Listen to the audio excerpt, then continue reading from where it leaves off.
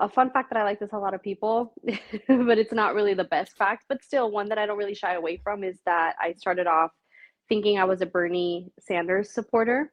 Mm. And I did a little bit of like the grassroots, like getting people to register to vote for him for I wouldn't say it was too long. I promise you, if you bear with me, I'll explain. But part of that, now looking back is there a lot of it was ignorance. A lot of it was there were a lot of people that were telling me all these catchy slogans of, you can go to college for free or get into a lot of debt and then don't worry about it.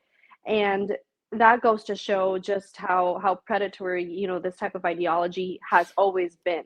Yeah. But, flash forward, we can say maybe like a couple months after that, I started talking more with my sister about what it was that really, that I really identified with. And all throughout my life, I was raised in a very Christian household. I went to church pretty much every Sunday. And that's one thing I was never going to falter on was actually, being pro-life. And so when I realized Mhm. that the Democrat Party was not at all aligned with that, maybe those really old school Democrats, but they don't exist anymore.